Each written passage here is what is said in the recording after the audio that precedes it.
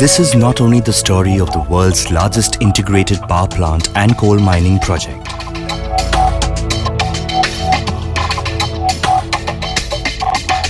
It is about these proud engineers who now are some of India's few to fire up a supercritical unit.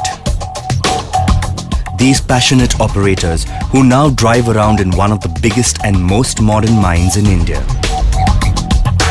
These skilled masons who now earn a living after being trained at the Construction Skill Development Center. And this smiling little girl who now has a bright future studying in an English medium school on an educational stipend. Because of the 3960 megawatt Sasan UMPP located in the heart of India is not only about numbers, it's a tale of hope, passion and challenges. This is their story, the story of Sasan. पहले हम अमलोरी बस्ती में रहते थे, जो कि वहाँ हमको आने जाने के लिए बहुत तकलीफें उठानी पड़ती थी। विकास बहुत कम हो पाता था, उसमें बहुत परेशानी हम लोगों को उठानी पड़ती थी। लेकिन आज इस कंपनी के तहत बहुत ही लाभ मिला।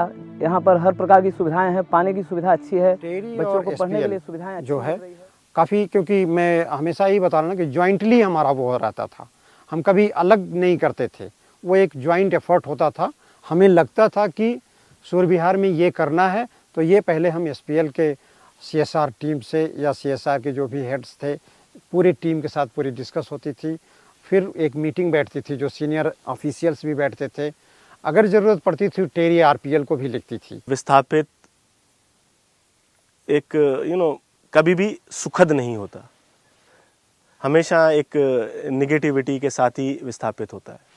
उस विस्थापित को पॉजिटिविटी की तरफ लेके आना, वो एक डेवलपर और whoever is putting in the project, वो बहुत ही इम्पोर्टेंट होता है।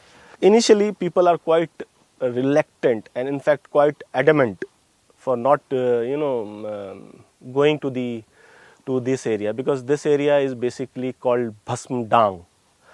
Bhasm means whatever you put nothing will grow. तो इसको मिथ को तोड़ना एक बड़ा चैलेंज था हमारे लिए। तो उसके लिए हमने डेली हमारी मीटिंग कम्युनिटी के साथ, हर एक लोगों के साथ मिलना, बात करना, उनको समझाना कि ऐसी कोई चीज़ नहीं होती भस्म डांग। आज की स्थिति ये है कि कोई भस्म डांग के नाम से नहीं जानता है इसको सभी लोग सूर्य विहार के नाम से जानते हैं, जो एक नया उदय हुआ। इमीडिएट बेनिफिट की बात करेंगे तो बहुत सारी फैमिलीज़ को डायरेक्टली इमीडिएट बेनिफिट हुए हैं in terms of education, in terms of livelihood. काफ़ी सारे लोगों ने अपनी नई दुकानें खोली हैं। कुछ लोग यहाँ से, कुछ लोगों ने भैंसें भी यहाँ पे पाल ली हैं, लाइव स्टॉक रख लिए हैं, तो यहाँ से दूध लेके भी जाते हैं सिंगरौली और plant area. Connectivity has improved, the new modes of transportation like small vehicles also running in this area. So the improvement is happening slowly and gradually. हाँ, इस एरिया में काफ़ी बढ़ोतरी हुई है। मैं कहूँ कि वो जो रोड, जो मकरोहर की रोड होती है, वो मकरोहर की रोड बहुत ही ख़राब थी। आज रिलायंस साशन पावर ने उस रोड को रिपेयर किया है, चौड़ीकरण किया है। आज उस लाइन पे 4-4 पेट्रोल पंप चल रहे हैं। लोग डंपर्स, हाईवा, जेसीबी, पोकलैंड ये सब खरीद रहे हैं, जिसके वजह से उनकी ग्रोथ हो रही है। छोटी छोटी बातें हो सकती हैं, कुछ समय के लिए लोग असंतोष में रहते हैं, मगर ये जो प्रोजेक्ट्स आते हैं, जैसे शासन पावर का ही ये एक अल्ट्रा मेगा पावर प्रोजेक्ट आया है, उससे लोगों को यहाँ लॉन्ग टाइम में बहुत फ़ायदा होगा। जो यहाँ के निवासी हैं वो इस फील्ड में आना चाहते हैं। कई होटल्स वहाँ बन गए हैं। नवप्रवाह समिति 7 सालों से सिंगरौली ज़िले में काम कर रही है, और जिसमें हम लोगों ने पल्स पोलियो अभियान से लेके, महिलाओं के काम से लेके, एमडीएम योजना से लेके कई सारी योजनाएं चलाई हैं, जिसमें शासन पावर लिमिटेड के साथ में हम लोगों ने महिलाओं को, विस्थापित महिलाओं को ट्रेन किया है। आज वो महिलाएं अपने पैरों पे खड़ी हैं, और 12 महीने के प्रोजेक्ट को हमने 10 महीने में ख़त्म किया था, और जिसमें आज वो पूरी महिलाएँ 5 से 6 हज़ार रुपये प्रति माह वहाँ पे कमा पा रही हैं, और जिससे उनका और उनके बच्चों का, उनके परिवार का जो स्टेटस है वो बढ़ा है।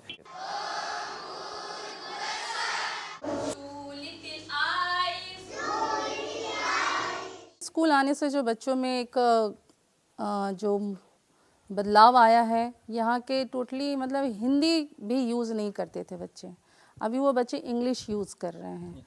स्कूल की जो फैसिलिटी है वो सब रिलायंस प्रोवाइड करती है, जो कि बच्चों के book, copy, stationeries items, uniforms, bags, each and every things जो स्कूल में यूज्ड होता है वो रिलायंस फंड से ही आता है।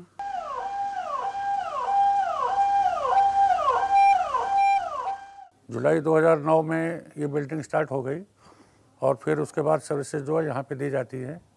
टोटल फ्री सर्विसेज है, मेडिकल चेकअप भी यहाँ पे होता है, लैब भी है यहाँ पे, जैसे ब्लड टेस्ट पे मलेरिया से लेकर जनरल चेकअप, ये सब चीज़ यहाँ पे होती है। फार्मासिस्ट यहाँ पे हैं और सारी दवाएं उनको फ्री मिलती हैं।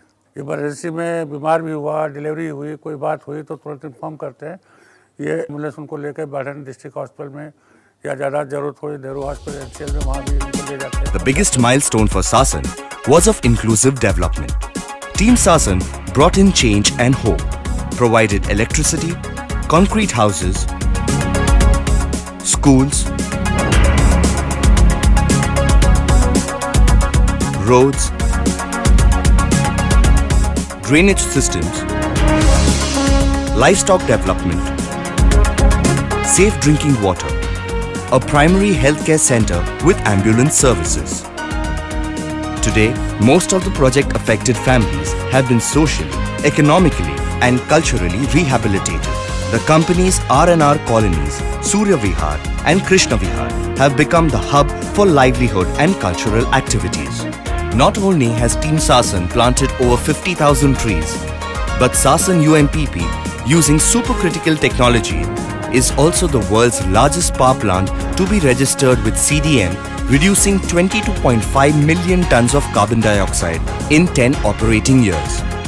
Today, the 3960 megawatts Sasan Ultra Mega Power Project is a landmark in size, mine capacity, investment and employment creation. Projects like Sasan are the answer to India's dire need for rapid development. Power at an affordable cost, translating to savings in billions. This is the story of Sasan UNPP. This is the journey of India.